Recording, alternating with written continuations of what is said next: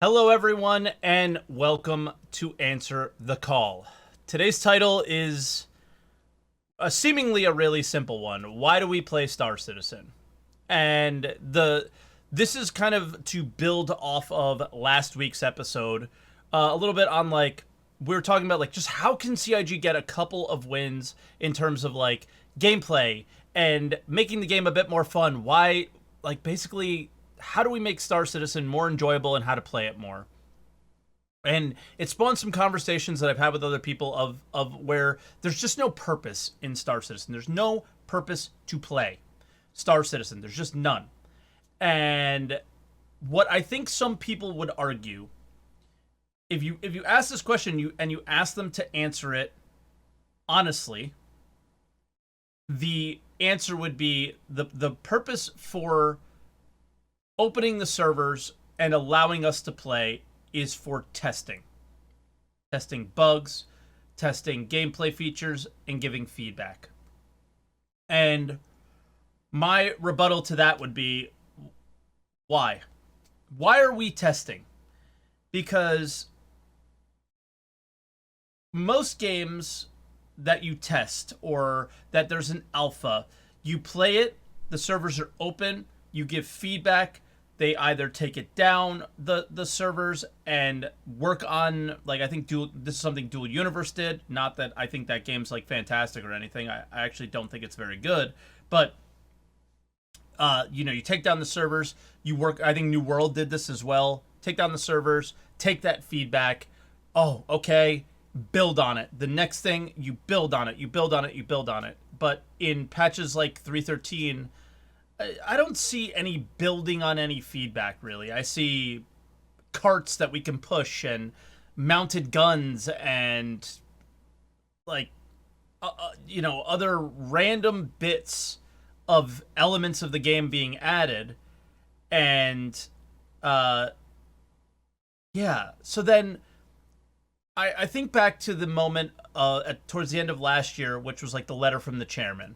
Concurrency and the amount of players playing really matters. And why should it matter? Because that's how you get more appropriate feedback. The more players that are playing, the better feedback, the more statistically viable their stats are. So that the numbers that are coming in make sense. And for me, what is the purpose of playing in Star Citizen? What's the one thing? You can earn spaceships, right?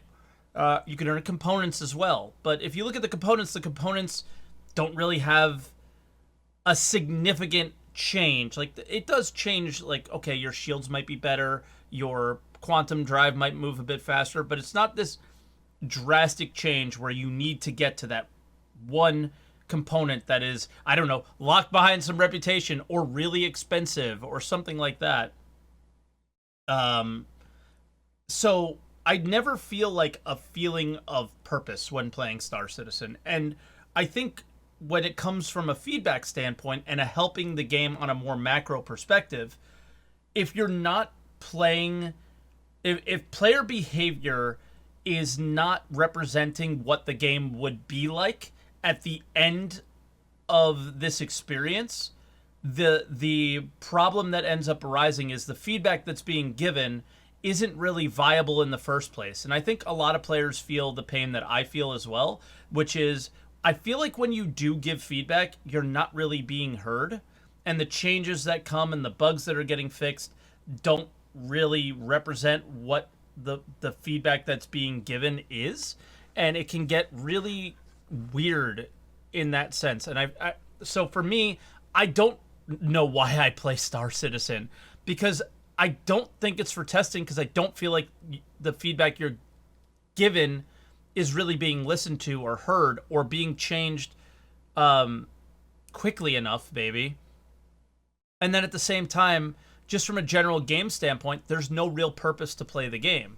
And I would like you guys that are listening on Twitch or on YouTube to really stop and think for a second. And we tried to talk about this earlier. In 3.13, so don't take any kind of tech that needs to be built out. How do you create purpose in this game? For me, I think the only thing that is possible is to make very expensive components that have very drastic improvements to on what they do from the standard stuff. But other than that, I'm not really sure. I think you just want to create a reason for people to play, uh, aside from the hey, let's get in and hang out with my friends kind of play, because that while that play is fun and that play is totally viable, I don't know. I'm not sure you're getting like realistic player feedback that way. So with that said, we'll go to the callers and we'll kind of see what they have to say. But yeah, I'm in this really difficult place where I just feel lost and I don't understand why we even have the servers up if the numbers and the feedback that we're giving just don't really provide any real purpose or change to the game. So, all right, let's bring on online. Online, what's up, dude? How you doing? Can you hear me? Yeah. Hey, Mike, how you doing? Good. I have to get your name up on the screen because I was Okay. too busy trying to figure out my own thoughts. I don't I didn't write your name yet. So yeah, I mean, what do you think about all this stuff? Well, looking at the question overall, why do we play Star Citizen? Yeah.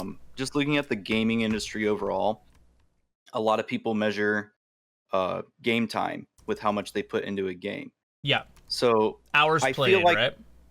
correct, and I feel like what the a lot of people who keep coming back to the game, they want that investment feeling or that founder feeling. So later on, down the road when this game is a little bit more polished or finished or whatever, they can be like, "Oh, I played, and you hear it today, I played 2.6. It was a rough patch, and this is nothing like it." They want that experience, and I feel like it's that foundry kind of investment feeling that people seek. They want to be able to say, "Oh, I saw that PTU. I remember that PTU and having that experience." So I think that's a driving factor of what causes people to keep coming back to this game is they want to say, later down the road, I was there during the development and I got to witness a lot of it.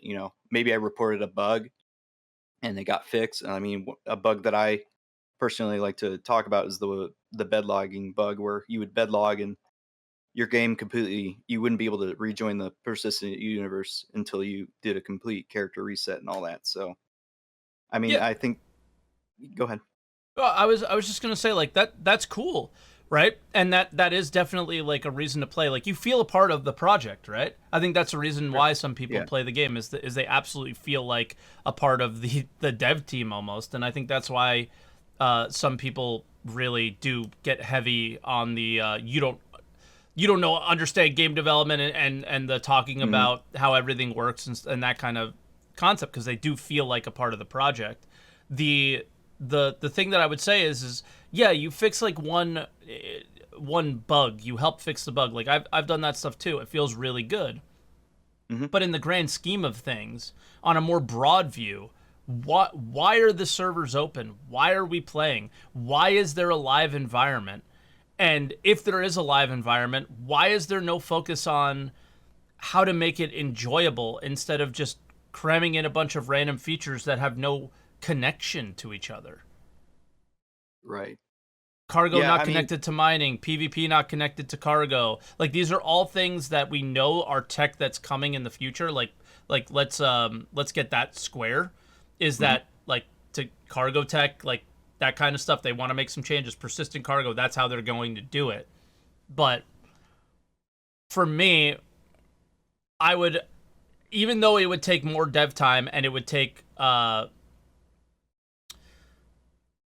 rework of some sort. If you're going to be reworking it anyway, I don't see why you wouldn't provide some kind of band-aid way to steal someone's cargo, transfer cargo, things like that. mhm. To have everything in the game tie together a bit better. But yeah, I could just be like completely off base with that, and I probably am. No, you're good. I mean, that's the other thing too is like people come back to this game because honestly, it does have its fun. You play a game, you play on a server, 30Ks. You hop on another server, your game crashes or whatever. You hop on another server, your rover won't fit in the ship that you're trying to fit in, and it blows up, and then you have to respawn and run around. But then you have those moments where you're flying around in your ship and you're looking, and the sun's rising, and you're dogfighting, and you're experiencing that stuff. I think that's another thing that drives people to come back to the game and play it is those experiences. They're willing to go through that pain, and that kind of balances out. Going through the pain and knowing what is difficult with the game, and you can later on tell people like, "Oh, I remember when we had this bug, so the workaround was to do this," and it might reoccur in the future. So then oh, let me try this workaround, and it works. But then you have those balances. You either have a really buggy time, but you know what to do when you have that bug, versus everything's working as it's intended and you're having a blast. I'm trying to figure out how to respond to that because you realize how ridiculous that sounds, right? It probably sounds very ridiculous. Yeah. The whole idea of like I play the game so I understand how all the bugs work so I don't have to deal with the bugs as much. In the end and in the grand scheme of the game, do you really think you're going to look back at these moments and do anything other than laugh? No. Well, Right? maybe, I don't know. There's some bugs, right? Like you encounter and they're kind of goofy, right? Like maybe your player model's messed up or whatever. I I don't mean know. laugh that like you even like I can't believe I played the game in this state Oh, and look at yeah. it now like the game is so fun and it works and it's great. Um I feel like these days we're going to look back and just go, "You remember how bad that was?" Yeah. I think that's really all we're going to do. And that's kind of the point of the show is like it is what we're doing and the amount of hours we're playing and the amount of mental energy and the time we're putting into Star Citizen, is it making a difference? And I'm kind of arguing that like I don't know if it is right now because that's how it feels. You give feedback and it feels like the changes that come from that feedback either don't happen or they happen like a year later. Like look at combat, Hmm. right? So it's like these things that is it the pace of what in which they're developing that makes it feel that way, or is it the fact that they're maybe just ignoring your feedback and brushing it aside, which I don't think is the case.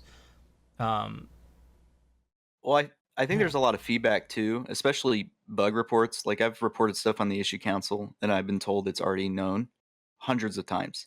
yeah, It just has never been fixed. yeah, So you start to lose this energy or this motivation to report bugs then, because it's like, yep. why would I report this? Because if I'm experiencing it, the other guys experiencing it who probably already reported it, Somebody and mentioned it's already before probably like in the the voting feedback phase. threads. They have like Mhm. 50 replies, but if you make some random ass sunset post, it might have 100 on Spectrum. Like that. That's what they've created at this point, where the main purpose of playing Star Citizen testing is not doesn't yeah it feels like you're not really doing anything, right?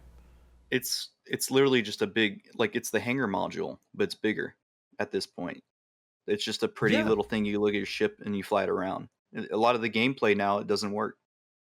yeah, and it's fine. The gameplay doesn't have to work, and there should be bugs and there should be issues, but it does feel like this really weird disconnected thing.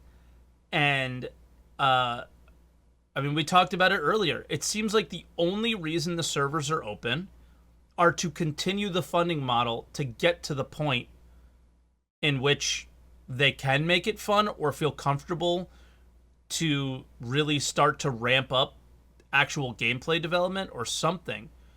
But the and while you can jump in the game and have a good time, like you said, like I'm not taking that away. Like I'm not trying to say that Star Citizen can't be fun or isn't fun,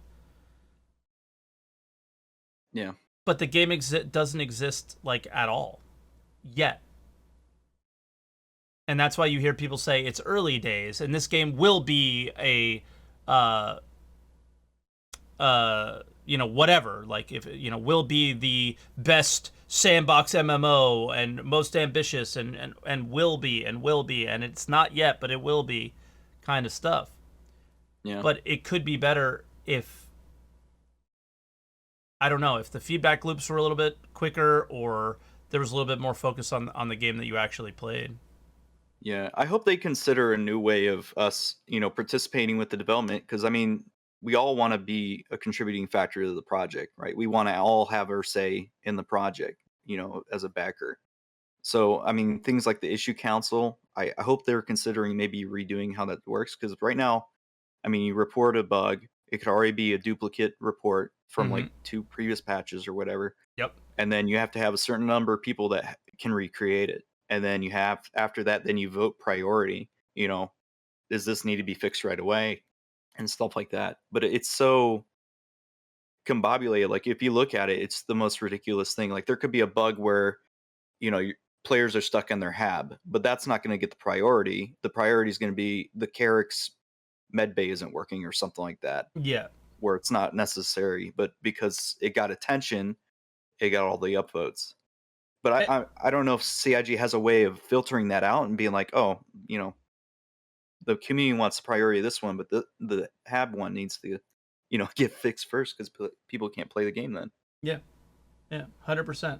And it just comes down to, it's a live service, it's open, and it's an alpha, but it's crowdfunded, and it's like this weird. They are in, and this is somebody else's words from chat, is they're imprisoned by their funding model at this point, and it seems to have a knock on effect to not just that, but like everything, like every aspect of the game seems to be have knock on effects to the fact that, like, yeah, we got to keep the servers open, we got to make sure things are looking nice. But you know what? Performance, we'll just have to wait and see if server meshing helps with that or not. We don't know. Hmm. Yeah, a lot of people, I mean, on Spectrum and some other content creators, they were saying that this is the silence before the storm, right? Like they're going to give us some big update, but they do this every year. It's like And so do they're the people who quiet are because they're saying working on that. stuff. Yeah. Yeah, So the floodgates are going to open. It's like a huge yeah, meme on my Discord. Is like the floodgate gifts, and it's just yeah. like, I haven't seen anything but a trickle for quite some time. And most of the trickles are these like weird disconnected features that are being added to the game, instead of anything that can connect into some sort of like viable gameplay. So Hmm. yeah, I but do hope. I I mean, don't know. we got Invictus Week coming up here. I think end of May. It Hmm. was last year, end of May. So I mean, that might be something. But hopefully, if it's like last year, all it is going to be a ship show, It's ship a funding sales, drive. and then yeah.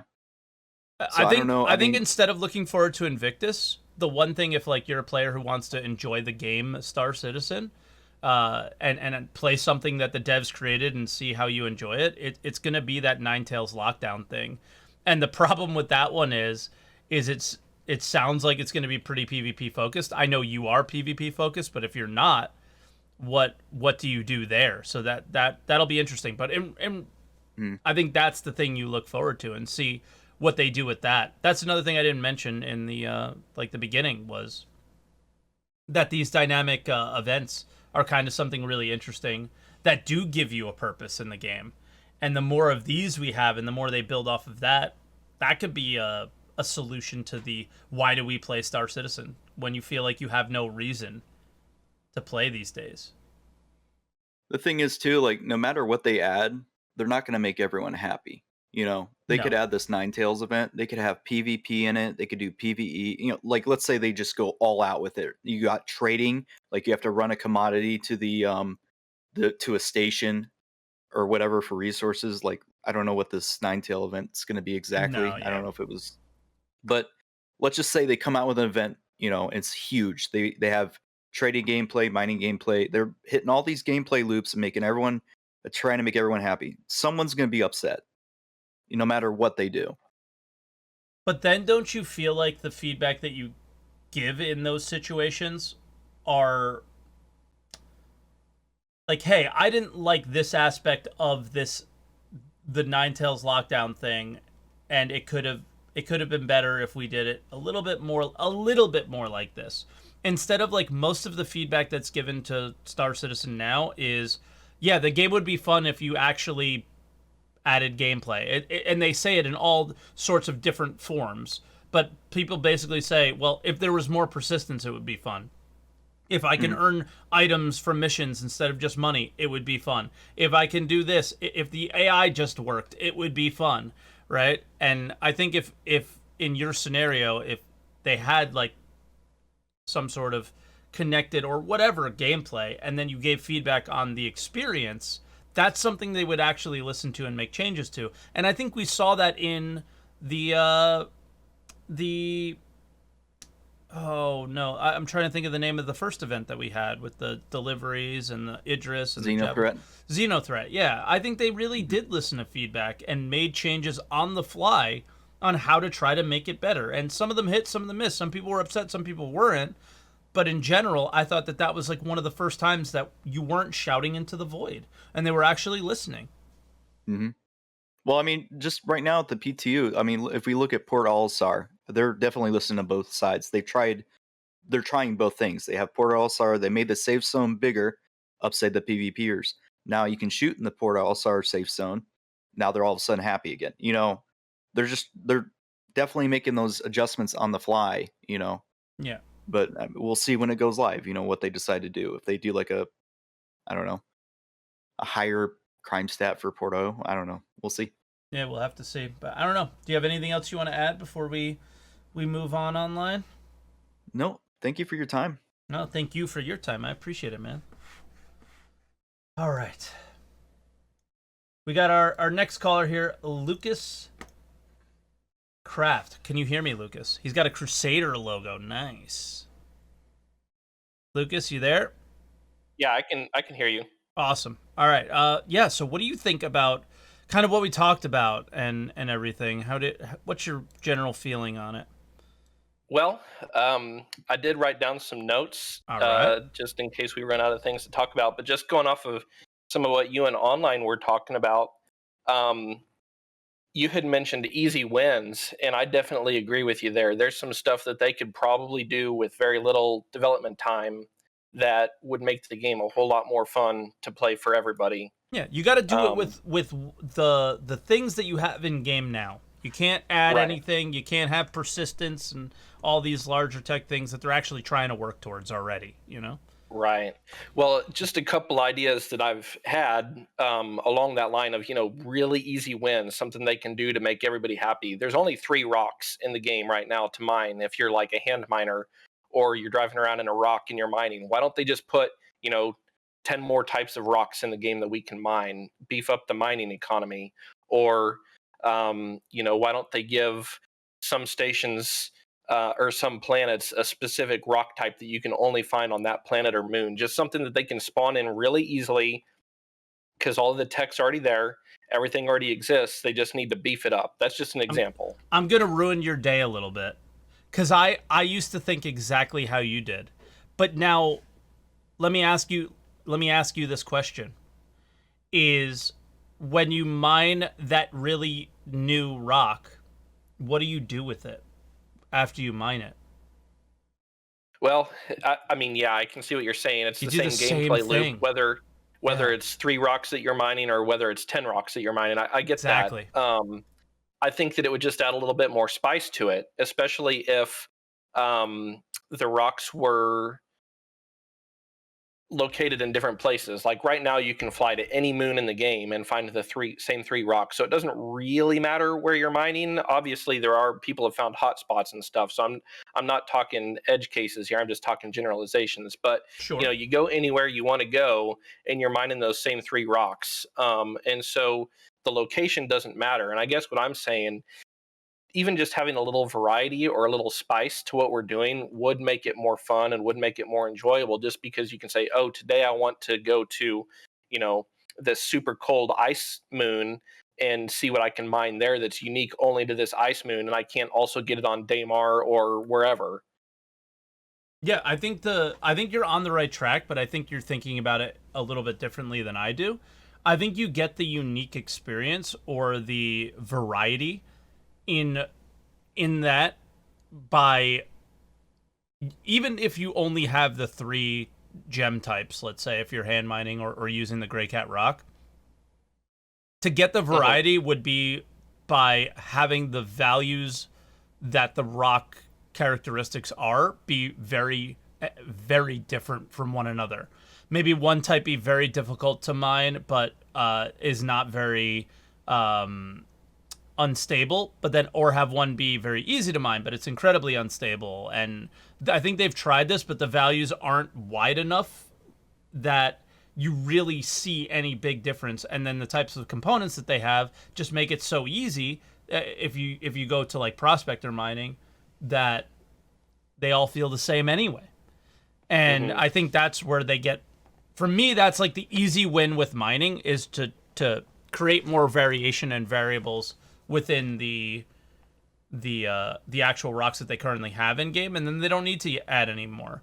So when you know you're going out and you're looking for copper or something, you know what types of components to bring with you.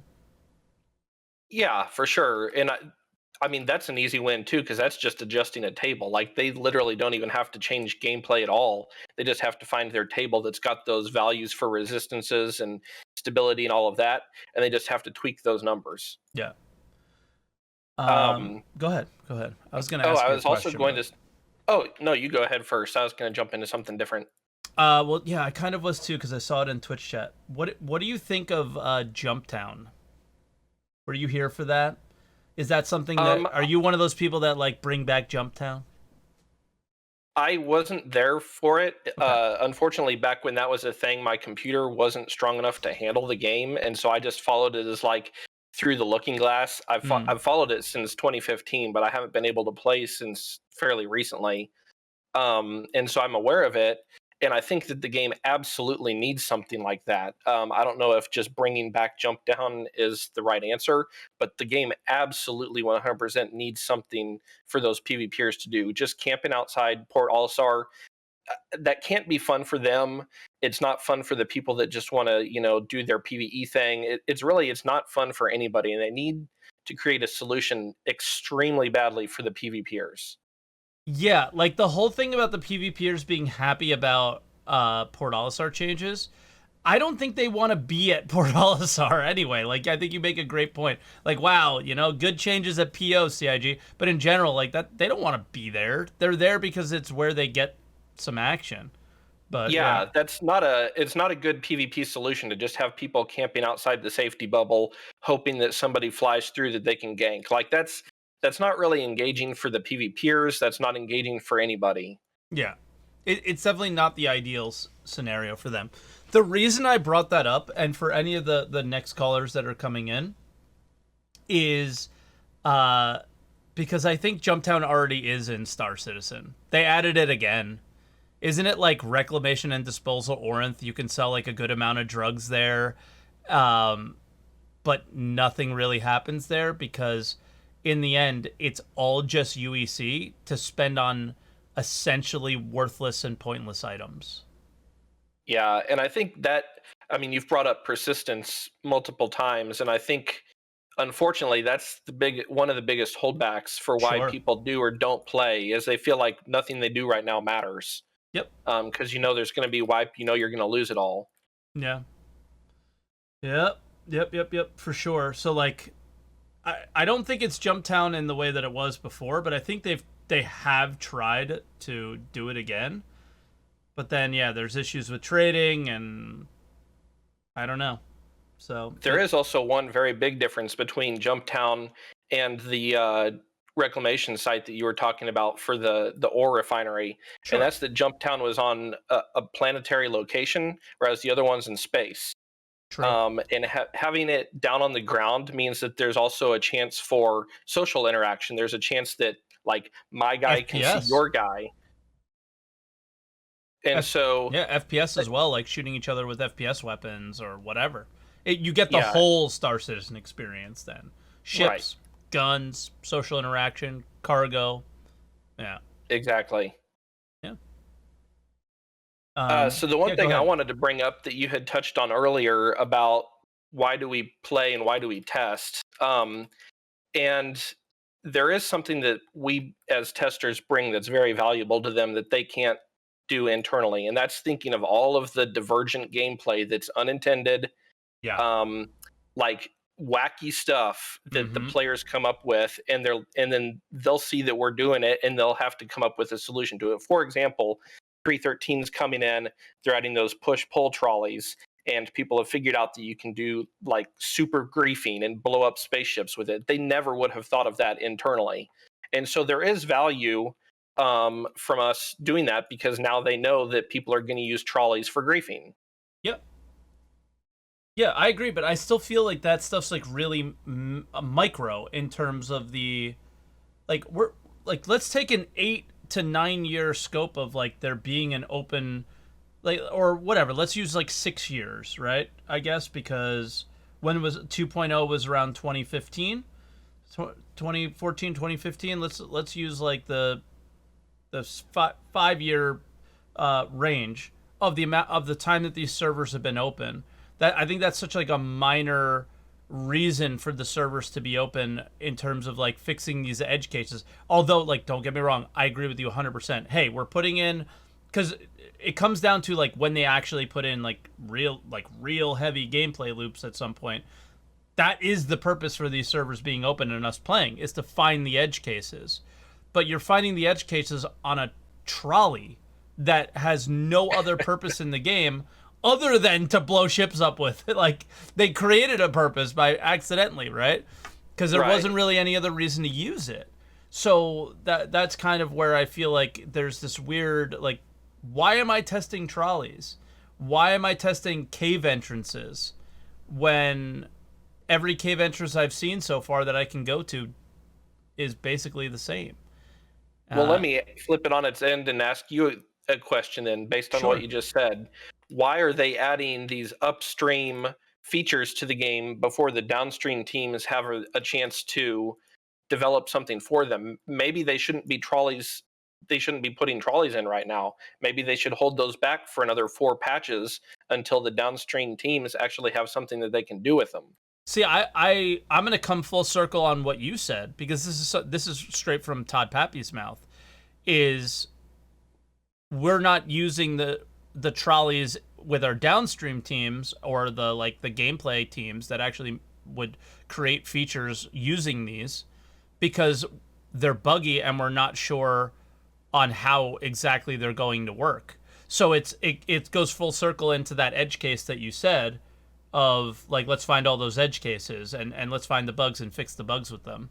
And that's why, so we put them in, you guys play with them, we fix the bugs with them, and then we put it to gameplay. The problem is and then, there's no and then, right? To quote the movie, there's no and then when it comes to most of the features that they put in game. They'll bug fix them so they work, but then they never add them to any sort of element to enjoy them with.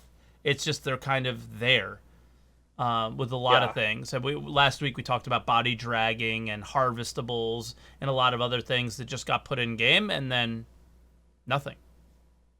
Right. Well, I guess that's my question, is more on the broad scale. Why do any of these things, the trolleys, the body pulling, the harvestables, why does any of that exist? Yeah. If the downstream teams haven't taken a turn with it yet? Yeah. I don't know. I'm going to read this quote from chat because this is from a former CIG dev. He said, which is kind of messed up because those downstream teams should be making the feature request of those trolleys to define what they need them to do so they have a purpose. And I guess I'll call him out. I don't know if I should, but that's Matt Sherman. He was a designer and worked on the Cutlass rework and things like that from way back when. So like actual game developer, kind of saying that, yeah, this is maybe not the way I would do things. But yeah, I would say like the overall issue here is it feels like there's a general problem with direction in Star Citizen. And I don't know if that's like me calling out CR or Todd Pappy or anybody else who's at the top. But it just, from the player at the very end, the end user, it feels like there's just a general lack of direction of like, this is where we're going right now. I think there's a very high level understanding of what Star Citizen is supposed to be, but the route to get there, I guess this is like an agile development kind of thing, isn't very clear, and it's kind of it's hard as a the end user to understand, and I don't think I ever will. For sure. We don't see their whole picture, Yeah. and we can see that they're piecing in piece by piece, but we don't really know what the end product of those pieces is. It's like trying to put together a puzzle where you haven't seen the outside of the box and you haven't seen what you're putting together. Yeah. Yeah, it's tough. It's really hard to be the end user in this case, without just being super disconnected from it and not really wanting to play it right now. You know, a lot of like, I think Joe Rune's like the best example. Like he's pretty zen about the whole situation, where it's just like he gets the social aspects of the game, which is great, and then is really disconnected from the gameplay side, and is just willing and fine to wait for it. Where for me, I'm so passionate about the gameplay side of the game being enjoyable that I just don't understand why there's not more of a focus on it in the 5-year span that we've had, like 2.0 up to 3.13. Sure. Yeah. I don't know. Do you have anything else in your notes you want to touch on? Well, how about some rapid fire reasons why I play? And if you want to jump in and ask any questions, that's fine. But Yeah. I thought of some reasons why I specifically play, maybe not the whole community, but these are why I play right now. Yeah. Okay, first of all, curiosity. Want to see how the game is doing. Want Yep. to see what's new every patch. Absolutely. Might not stick around for long in the patch, but I at least want to get on and say, hey, that's kind of neat. Yeah, read the patch notes, check, like, find your way to the content that's in the patch notes and check it out and see how it works, right? Right. So curiosity is a big one for me. Yep. Another one is that this is my dream game, and even though it's not there yet, I do want to play it because this is the game that in another 5 years I hope to be spending most of my gaming time playing. Yeah. Me too. I think that's the purpose of why I play is that this is my dream game. And I play because I think the best way to say what you just said in a different way is the world that we're in is really interesting. The world that you play in, and you just play it, and while you're playing it, you just go, if there was this, that, and the other thing in this universe, this game would be the best game ever, right? For sure. You look around at what they've built, and you're like, just got to put those pieces together, and this is going to be incredible. Well, this game already offers things that no other game offers. I know Elite Dangerous is coming out with their Odyssey expansion pack soon. It's in alpha right now. They're adding FPS gameplay, but it's not seamless gameplay. There's these transitions. You're a ship or you're a FPS character, but there's not really any transition, so it's not quite the same, and that's not out yet either. So this game does offer some unique experiences even now in its unfinished state that no other video game offers. Agreed. And I think that's another reason to play right there, just because you can get something from this game that you can't get anywhere else. Yeah, I agree with that. Do you have any other reasons to play on your list? Not specifically, no. Okay. Those were the big ones. Cool. Yeah. I don't know. If you don't have anything else you want to add, I guess we'll let you go, but I enjoyed your call. This is the first time you called, right? It is, yeah. I usually am unavailable, but I managed to find time this morning, so thanks for having me on. Oh, no problem. But I guess you watch the show pretty regularly? Yeah, I catch it every week when it goes up on YouTube, so Nice. that's how I normally catch it. Yeah. Sorry it goes up late sometimes. I figured out what that problem was. But I just started to want to really sit down and think, like, why do we play this game? Why are the servers open? How do we make the experience better? Because for me, I'm losing interest in wanting to play. And even when, like, this new patch came out, none of these features excited me. So I didn't even get the curiosity aspect this time around. Oh, I agree. 3.13, just looking at the patch notes, this is probably the most disappointing patch I've ever seen. Yeah. Like, it's hard to get excited about push-pull trolleys. It's hard to get excited about new cave entrances when we already have caves. Like, nothing they're adding is really, it has that wow factor to it. Yeah, and I think almost every patch in the past at least had something. to be excited about, and this is the first one that was just kind of like, wow, this is a bit of a flop. Looking forward to 314 though. So I'm wondering if like my feelings about the game are just the general like, wow, 313 kind of sucks, and it'll be better in 314, and I'm sure I'll be more positive and excited. But I've never been less interested in Star Citizen before. I'm right there with you, man. Yeah. All right, Lucas. Well, we'll let you go, and we'll bring in our next caller then. So thank you so much, first time caller. Thank you for Appreciate having me. Yeah, man. Be good. All right. So that was Lucas. That was fun. Yeah, let's bring in Anton or Camrat. I don't know what name I'll use there, but I'll probably just throw Camrat. What do you prefer if you're gonna choose one name? Choose Camrat because that's my Twitch names also and Cool. in-game name. Nice. Yeah. So what do you think in general about why we play and the whole like what is the purpose? Why are we here? Right? I think with every It feels patch, like I don't know. I think as with every patch, there's like 2 or 4 weeks of true testing, Yes. and then the servers could go down, but Yep. then they would sell less ships. And I think there are 3 groups: the new players who just have a new game and it is fun. I started with 310, so Okay. not too long ago. Then the players who has friends and guildmates, orga mates who just play with their friends, Mm-hmm. and the dream chasers who, in 2 years, and again in 2 years, they hope that the game comes out as they wish sometime. Yeah. And we as a community, I think we spent way too much money with a bad status quo, or I don't know how to say it, but Status quo of the game, like the experience is pretty similar, and it's not very good. Yeah, we still spent so much money without any big changes. As an example, I mined a bit in Suite 12. I think I've wanted to sell 100 SCU of Aquitium, and it took me half an hour and 3 planets to sell it because every planet was full. Yeah. How can I not even sell my mining stuff? Yeah. And trading is even worse. So yeah, I mean the thing that I want to make sure that I push though on the question is not why do you play personally, yeah, no. but why are the servers open? Why are we playing?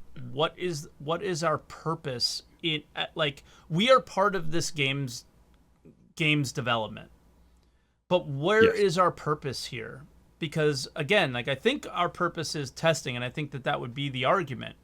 But then in that sense, I think the only purpose where we really fit are those edge cases that the last caller spoke about, right?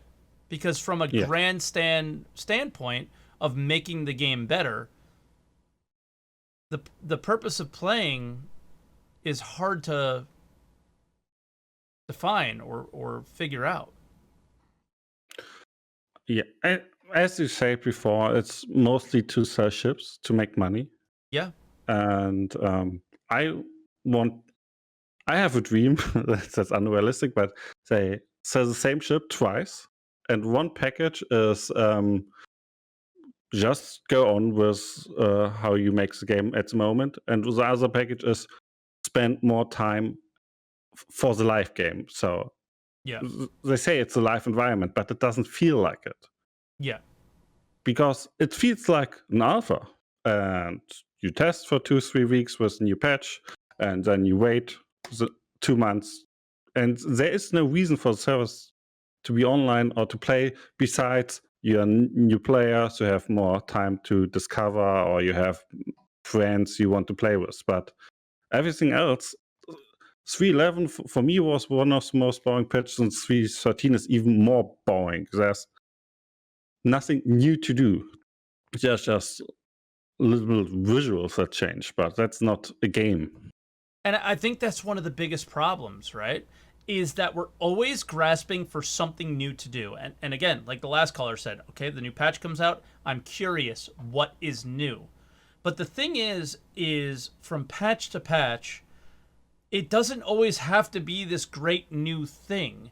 It just has to improve on your experience and make you want to play more and have maybe more things to do. But those things don't need to be these like, we don't need to drop a new profession every single quarter or even every couple quarters for people to keep interested in the game. And that's sort of the point of view that I come from, is if the focus was, even if it was a band-aid and it caused there to be a little bit of slowdown in development on the end feature, if there was a band-aid that allowed there to be a bit more fun in the game, or just faked the way that they were going to do things later, then I would be much more fine with it. And I think that sounds kind of like jarbled up and confusing.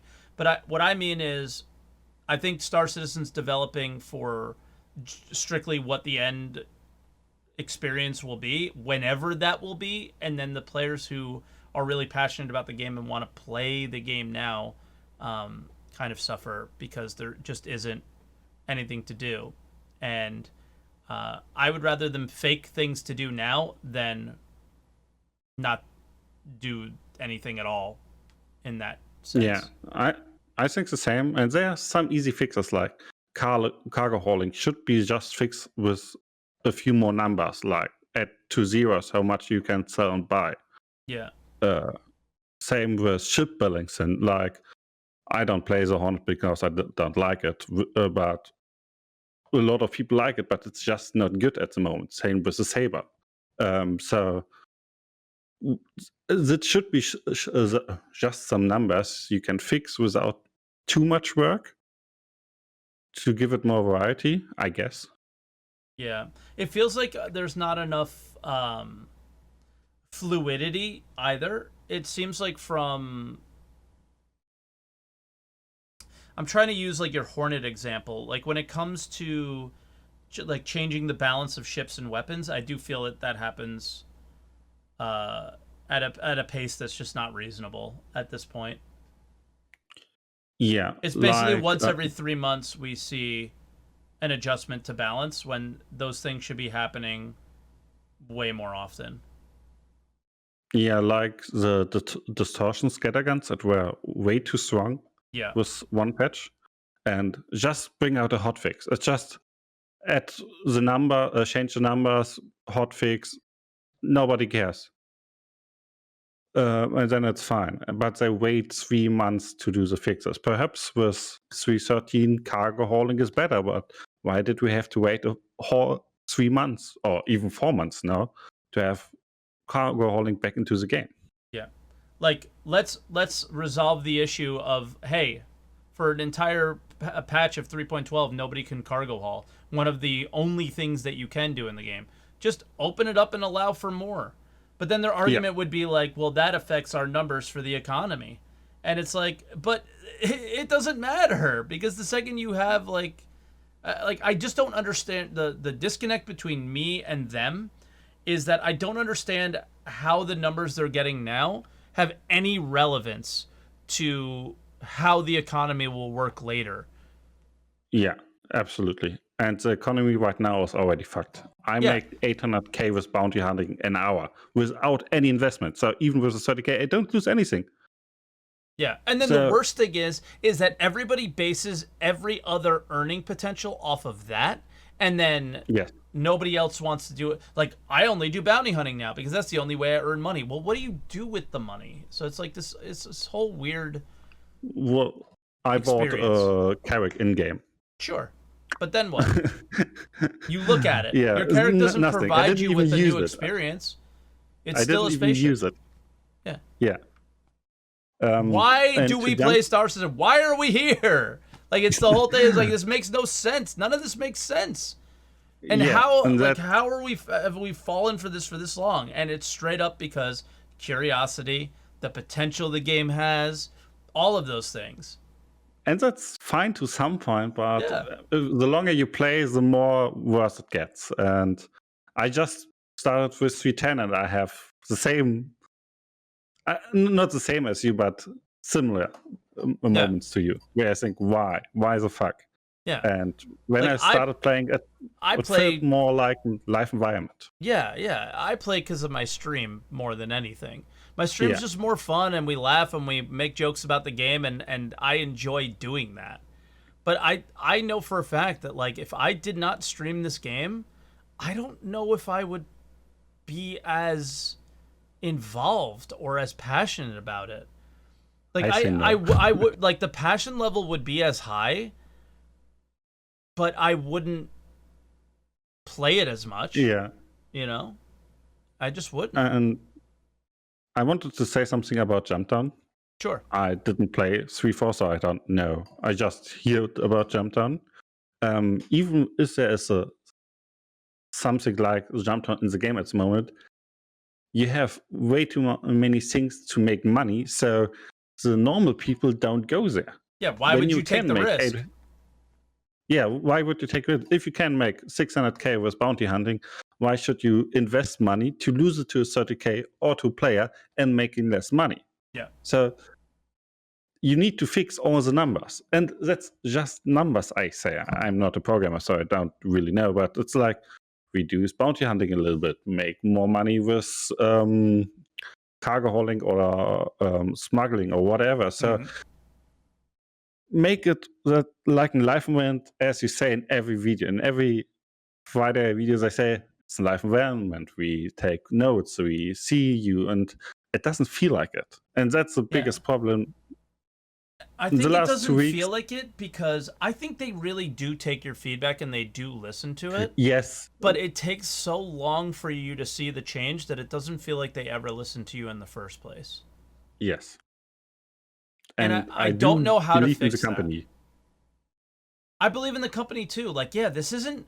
And I said this in the beginning. Like, I never wanted this to be like a bash on the devs or bash on the company or anything. Like, not Chris, nobody. Like, I think we're all in this together. But I feel like there's some weird situation where, like, we provide the feedback, they take it, and then shelf it because there's 12 other priorities for their little team to handle. And they just can't be bothered with it right now. Yeah.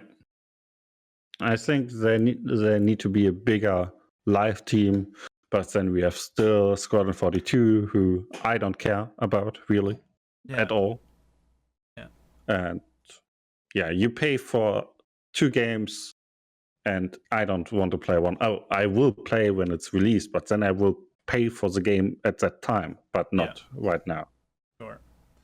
So, yeah, I mean, I think that there's some simple things to do to give you something to work towards in the game without reputation, and I think it's just making some, like, really, like, good weapons, and then you work towards those, and then that's the PvP end game, and they're all fighting good weapons against good shields, and you know, the fights are long and skillful and all that stuff. So yeah, and I think there should be more with reputation. Like, you have the attritions that are Hurston's weapon, but you can only buy it if you do a few missions for Constantine. So then you have the reputation to buy the attritions that everybody uses. So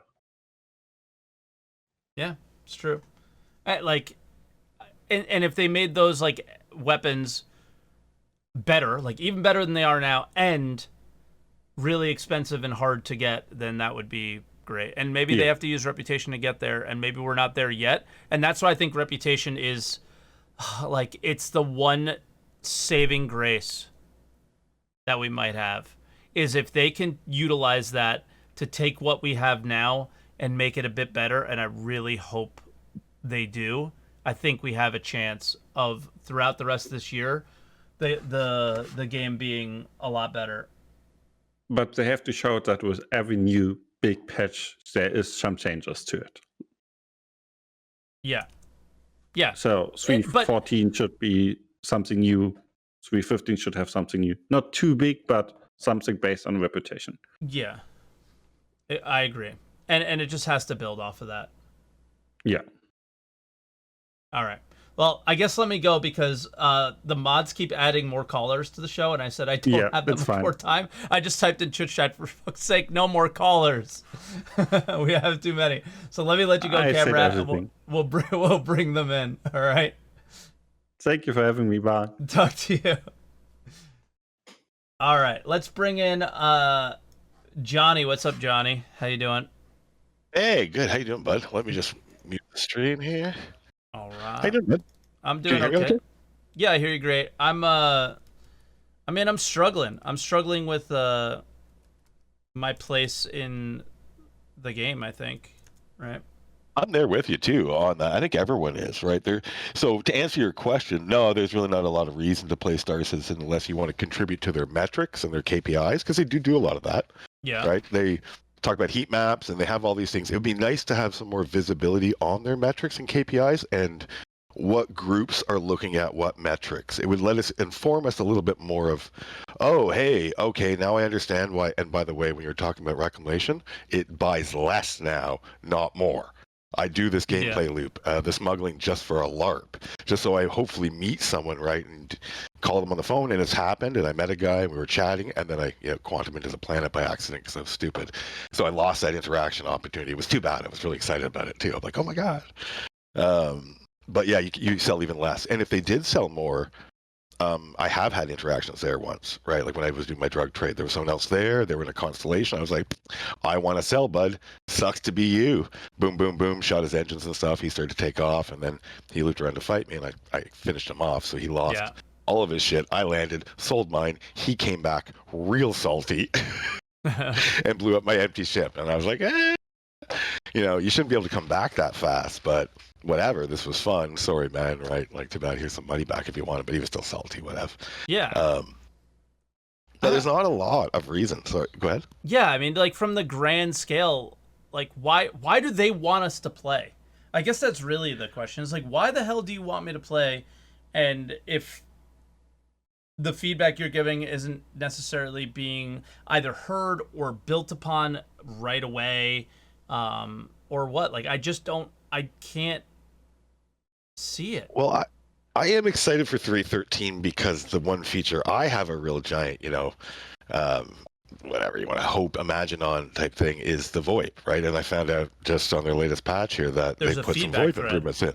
Yeah. Yeah, and Baylor's looking for a feedback, so I'm going to update the video. I don't know if you watched that 312 video I did, the little tips and tricks. Yeah, I did. And I forgot to mention too that on like VoIP interaction, it never happens in space. When I call people in space, they don't answer. It's always me just in a station waiting for people to come by, and I chat them up, and then someone will be like, oh, this is awesome, I'll come with you, right, and stuff. And after I do the whole, like, can you jump if you hear me? Can you jump if you hear me? Yep.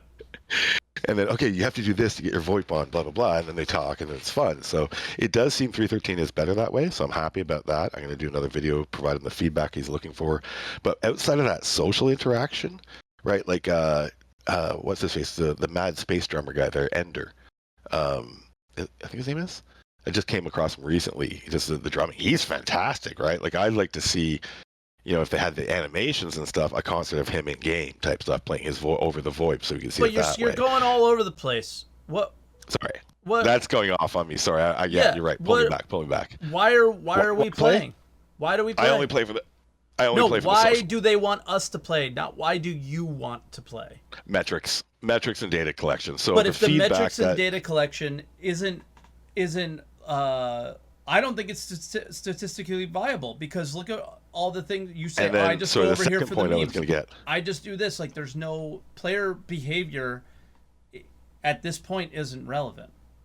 The rest of your community already talked about this. This is the next point. I was getting off track there. Yeah. Is the founding aspect of it, right? So the investor class of Star Citizen is this crowdfunding backers plus founders. There's two types, right? There's the guys that founded it, right, on the actual crowdfunding event that kicked the whole thing off, and then there's backers like me who came in later.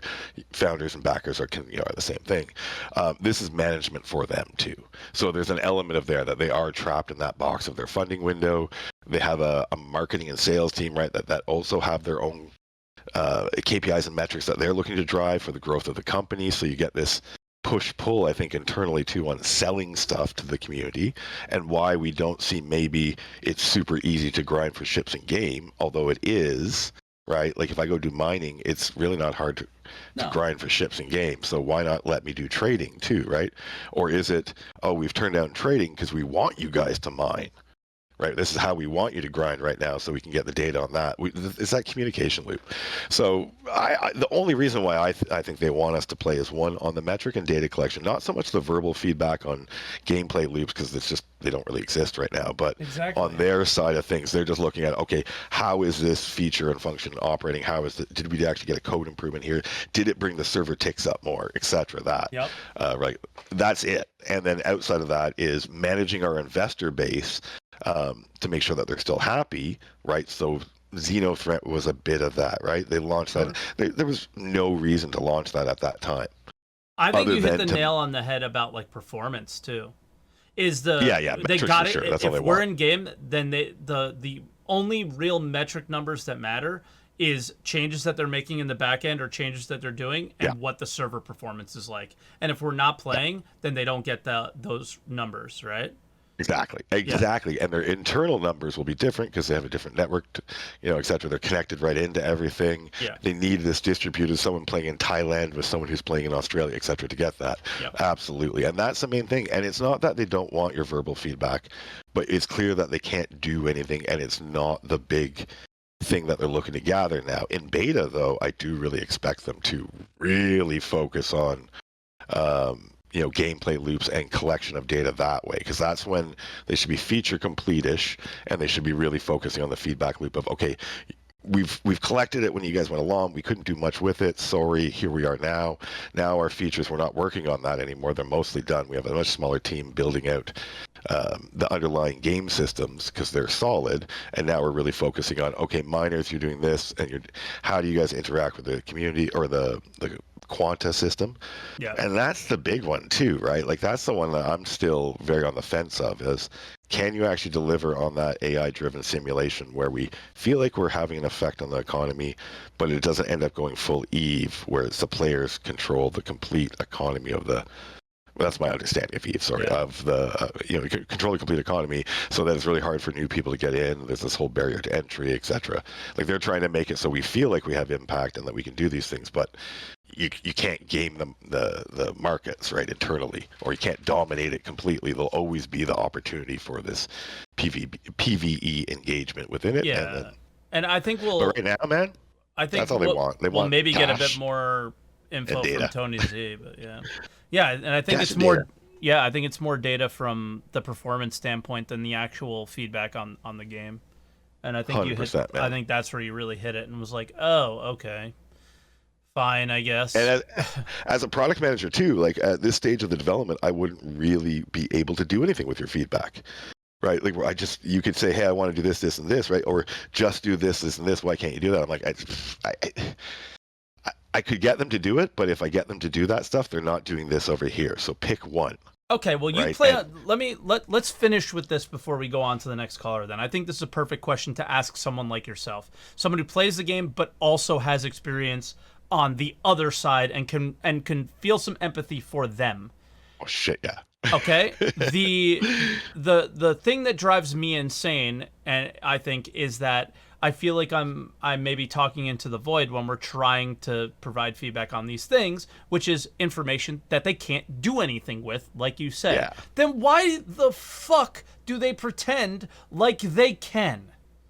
I think that's where it actually gets frustrating, is they give this sense of like community and you're helping the game along and you're doing all these things, and what actually makes it frustrating is you feel like you have a purpose and you feel like as a backer you have some connection to the game, but then in reality you don't. And like someone like myself, I've been really lucky where a developer will directly come into my stream, and like the other day I provided feedback on mining. He straight up took that feedback and said he was going to prototype it, and I believe him, right? So that's a situation that is completely different than the average player's experience. So what, like, that I think is the thing that does drive me nuts, is I that think you've hit the nail on the head something there too, though, is that Yeah. probably shouldn't be a unique experience just for you. It should be accessible to the average player to have that type of touch point. And Yeah. once again, it goes back to that thing of eat your own dog food, is spend some goddamn time in game and build the systems in game so you can communicate the company with your live team, with your community team, be in game to talk to them, because most of them will not come onto ATC. Most of them will not go to Spectrum. Most of them will not go to Reddit. The overwhelming majority of them you will never hear from. well, because at they're all. afraid. Because they're afraid, and I No, don't not, blame not, them. not because they're afraid, and they don't Oh. care about that stuff. That's why. Most people don't care about Reddit. Most people don't care about Spectrum. I hate forums. Every time I go on a forum, I'm like, am I back in the goddamn 90s? I hate forums. They should die. I hate them for other reasons, but And their forum is ginormous. Yeah. It's like an encyclopedia of forums, and then they have a live chat on top of it. I'm like, okay, this is community management, sure, whatever. People who like it love forums, great, but they don't represent the customer base at all. The best way to get your customer base that's playing the game is get in the game and talk to them there, and build a few little back-end systems if you have to, but most of it can be done like, in their ticketing system and stuff like that, right? You have another window open, boom, boom, boom, I'm opening a ticket for SaltEMike because I'm talking to him and he's having these issues, I'm collecting his feedback. Or we're doing what I'm trying to do now, and I'm somewhat successful with it, and I'm very happy about the VoIP, is I do mission giver gameplay.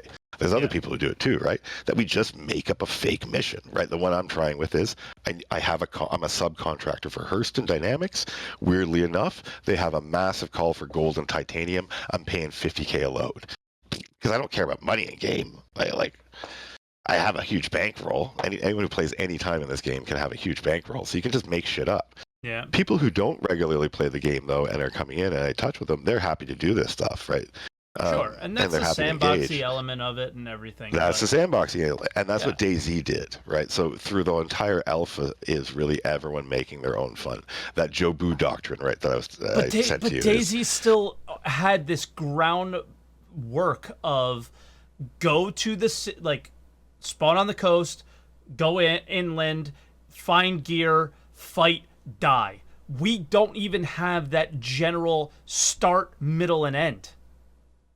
No, we have exactly the same thing DayZ said. Get in the game, spawn a ship, go to PO, fight, die. Go. It's the same thing, But there's not even the loot aspect of it, which is like I think for me that was like the better part of it. But yeah, I don't know, Johnny. No, I agree with you on the loot aspect. I would love if they had loot in the game, because so that then we could have some more stuff to get. But there really is no loot. Anyway, I think everyone's covered it really well. We're in a dip. It's going to be real dry for the next while. My personal call is that we won't see any real gameplay until we get Squadron 42, and that will be the first gameplay we really get. And the floodgates will open. I don't think it will. They've been very clear it will not be a floodgate, right? They've been very clear. They want it to be, like I was saying, Todd wants it to be for you guys because they do really love everyone in this community, right? And so they're trying. And but who's in charge, right? Is it Jared? Who's the touch point? Who is the one that is the go-to? And it's just communication. But yeah, I don't think there'll be any floodgate. I'm hoping that they add Nine Tails, and that Nine Tails is repeatable, and that they can tweak on the back end over this next year of like how we kick it off, so we can't figure out all the time to do it, and that's it. Even if Nine Tails isn't repeatable, that some aspects of it are. Later on. Yes. Because otherwise, just why are you doing it? I would be happy if they left, if we had Xeno and let's say this Nine Tails went in, kicking off every month or two or whatever, and they rotate through and they run for a week or whatever, I'd be good for the next year or so. True. All right, I get Johnny. bored with it eventually, but anyway, good. Anyway, cheers. Yeah. Love you guys. Yeah, I don't want to cut you off because I love talking to you, but today's going to be one of those days. One of these days we just got to get... staring at me. Yeah. Oh, your wife's staring at you too. Mine's staring at me through Twitch chat, actually. So yeah, I'll talk to you later, dude. I have curtains to put up and nice things to do for her because I love her. Anyway, all right, man. I'll see you guys later. Talk to you soon. Bye now. All right, guys. We got 2 more callers, and I'm excited to talk to them. Let's get Wurzel Perfed in. What's up, Wurzel? Hi.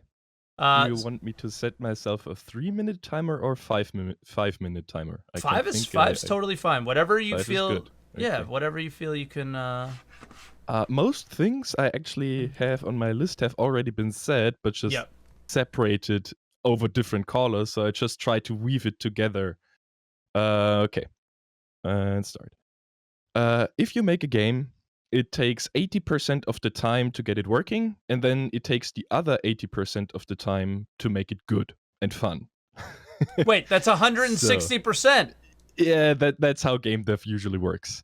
Or software dev in general. You underestimate the time it takes to polish it up. Anyway, what we as players are used to are getting our eyes on a game when they're in the second 80% of the of time, when they're making it fun, when they're making it good, when they do beta stuff. Mm-hmm. So we have learned to read what they're wanna test and stuff when we're already that far into the game, when we have fast iteration on content and see the changes. Yeah. With Star Citizen, it's all over the place. So some things we talked about that, or you talked about that last week with gameplay and stuff. It's all over the place. Yeah. So there is this issue of them for the broad player base, not the EVOs, not even the PTU players, for the broad player base, they only direct them passively. Yeah. So the gameplay itself doesn't work right now because stuff's missing, and the testing right now is directed passively. So what happens is those who read the patch notes on the forum everybody hates, even if they actively search for what to test and even go to the issue council, they pour a lot of work in to already get to the point of what they should test, and they get very little return because we don't get any summary. We get the issue council perhaps, okay, that bug has been recognized, and 2 years later it gets fixed, but that player isn't around anymore. Yeah. So the you said it earlier, you don't see how the numbers now are relevant later. That's the key point where I see the issue. We do play Star Citizen right now as players. We exist for money, and but the core thing from a game dev perspective is metrics.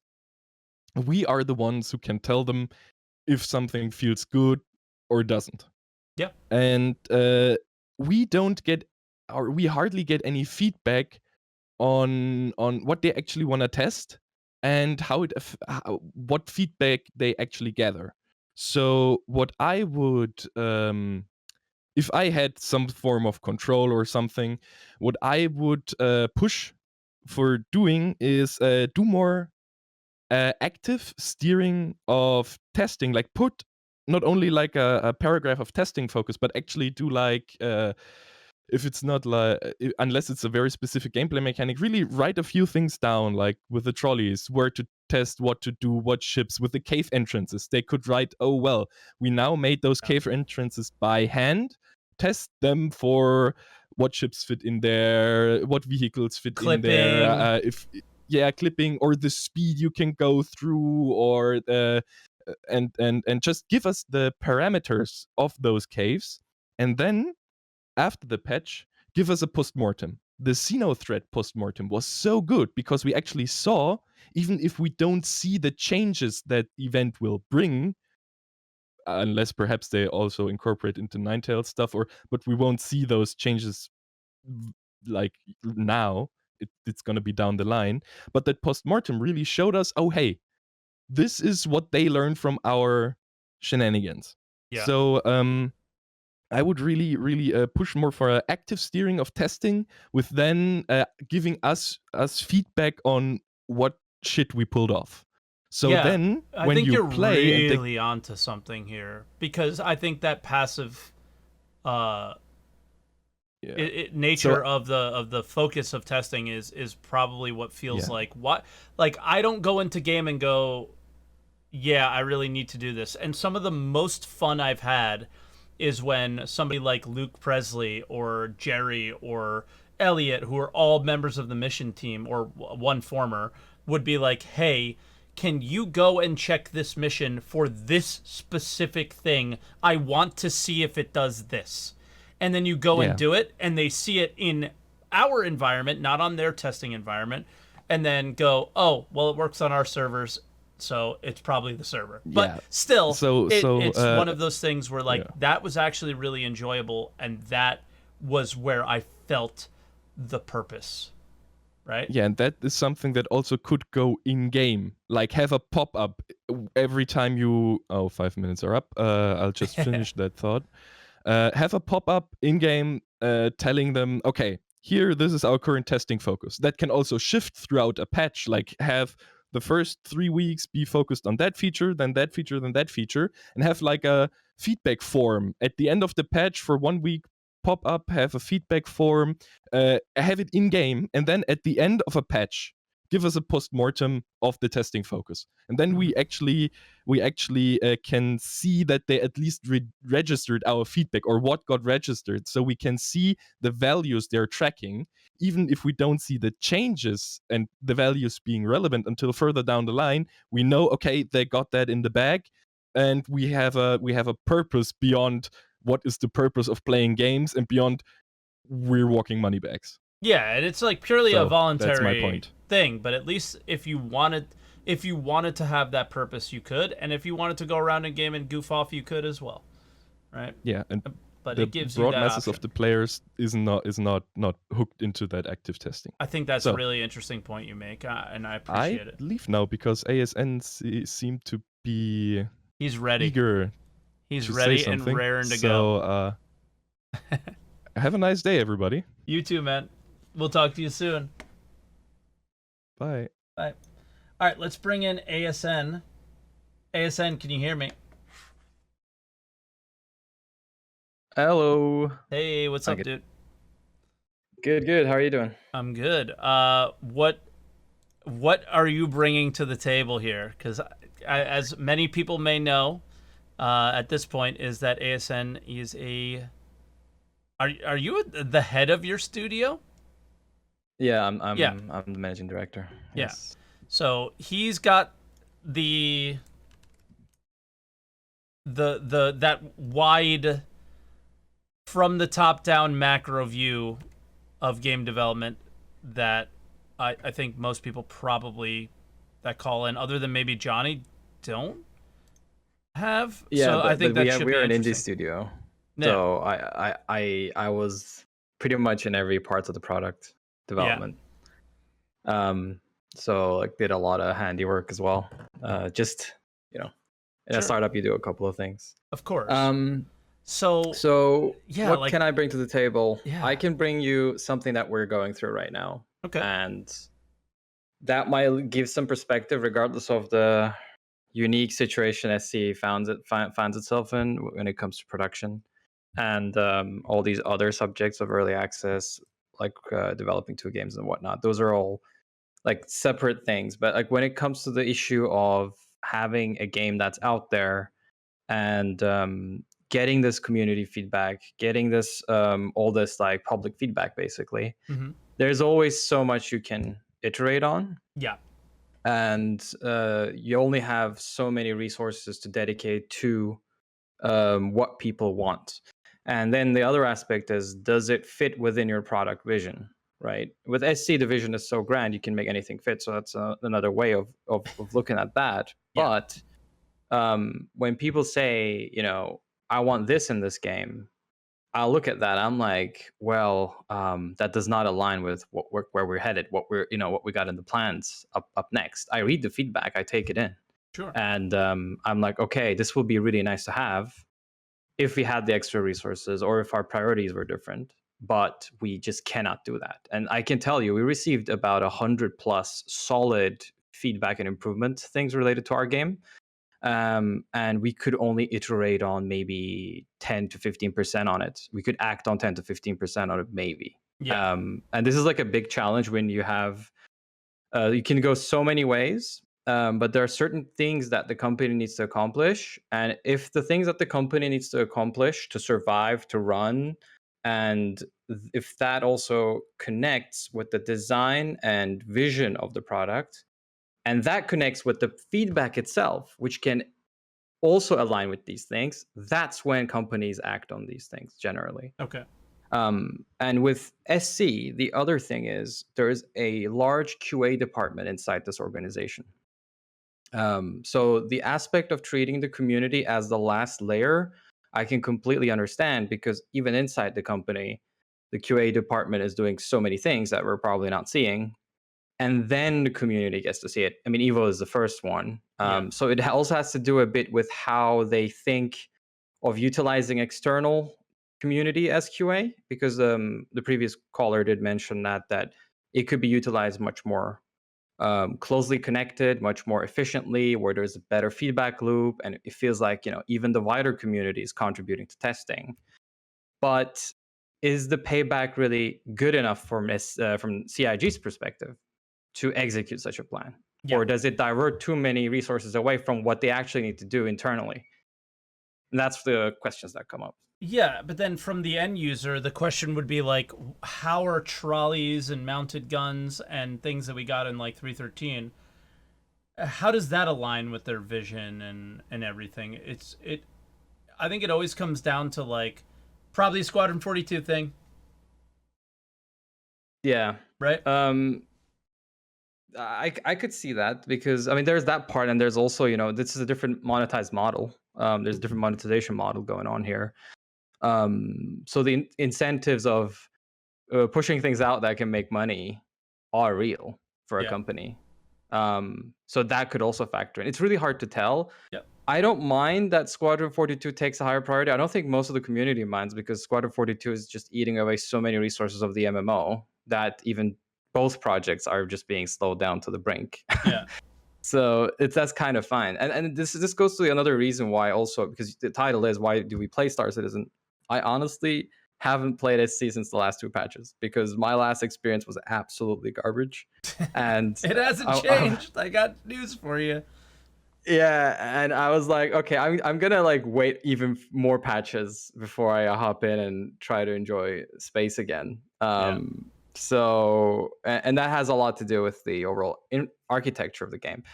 But regardless, having 2 products at the same time, even though I don't run the scale of Cloud Imperium, which is like 700 people now, which is massive. Yeah. I can tell you, even for our small studio, when we're working on different products, we're so split. As in, it's such an effort to maintain different platforms, different like concepts, and develop them at the same time, and have an efficient structure. This is a massive challenge, even for us.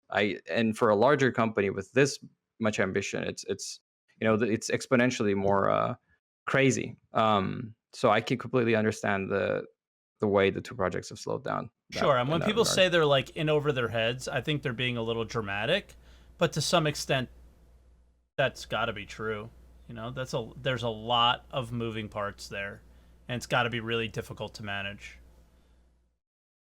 Yeah, it is. And like game developers really want to do everything. Our hearts are generally, especially, I mean, I'm more in the indie dev scene, and we have so many insanely passionate people.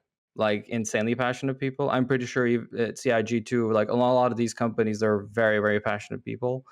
So it's always about, we really want to do everything, but the reality is we can always do so much.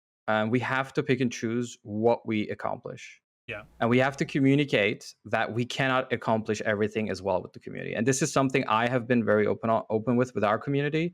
As soon as people ask, oh, where's the DLC for this? I'm like, hey guys, this is not really realistic for our situation. Our finances doesn't allow this, or this doesn't allow that. Being really open about, well, this is not likely to happen here.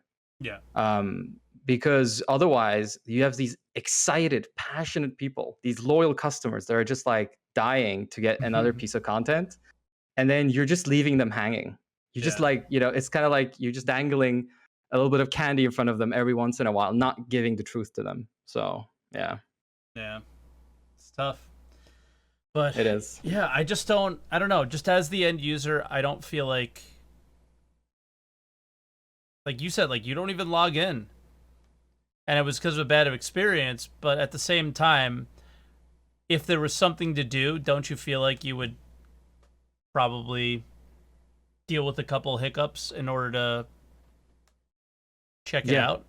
So that goes back to one of the things you're passionate about, and I think you're completely right, is the player progression is something that you can gather, maintain, grow, even throughout an alpha. Yeah, because the reasons why a lot of people like take all these quality difficulties of bugs and glitches and issues in alphas is because the core loop is something that is fun, something that keeps them going, something that they can hoard or gather or even have these unique experiences in. And if that core is weak, then why would I spend all that pain and suffering from my free time Yeah. to go through that, right? And I think they're strengthening that core and I think they prioritize the reputation system because of that. And I wonder what thing we would have liked that fell off to prioritize the reputation system. And I don't care what it is. I don't think there's any better priority than that, because that is the key to getting player progression. But the thing is if, like 3.13, they added no additional player progression. They just added the UI. If they do not build off of that consistently from this point forward, that's when it really falls off for me, and I don't see myself playing the game anymore. Yeah. No, they are consistently working on these small bits and pieces that do make it more deep on each end, but the game concept is so wide and so ambitious, you know, that they're like digging little like holes of some kind of depth within that massive experience. So when you don't land in those like gaps, like mining or a certain amount of trading or certain like high reputation quests, you really feel it's, you know, it's very shallow. Yeah, I completely understand. This is the part of whenever you're doing a concept that you want that core loop to be exciting, engaging for a lot of people, and then you want to expand on it step by step. Instead of just doing everything and then trying to expand it, which has these exact challenges. Yeah. Yeah. Well, all right. I guess we'll leave it at that, ASN. But I appreciate it, and I'm excited to see what you guys do next. Oh yeah, we're too. I mean, Mike, hey, this is not the first dip. It's not the second dip. It's not the third dip. I think this is like the fifth dip. In content from CIG? Oh, yeah. It's once a year. It's typically once a year. It usually doesn't... I feel like it usually doesn't happen now, and it's usually not this big of a dip. So, yeah. Yeah. Yeah, this one feels like a gape. A gaping cavern that you yell into, and you just like, hello, hello, hello. That yell. Yeah. But, all right, awesome. All right, buddy. Yeah, I mean, if you want to share your studio, the game you're working on, I don't think whatever's next is announced or anything, right? Yeah, I mean, to quickly wrap up, I work at Torpor Games. It's a company I co-founded with a couple of people back in 2019. We created a narrative role-playing RPG called Suzerain. We brought it, so it was a very niche game. And it somehow succeeded for what it does. And we also recently won the German Game Awards, so we're very happy. Going forward, we're going to try to bring the game into some other areas, as well as we're working on a new, more ambitious game concept. So we're very excited to make like our vision of these society questioning games like much more grander. So nice. Yeah. Thank you. ASN. Thank you, and I appreciate you calling in and giving me insight, so I feel less stupid. No worries. Right, have a good one. Bye.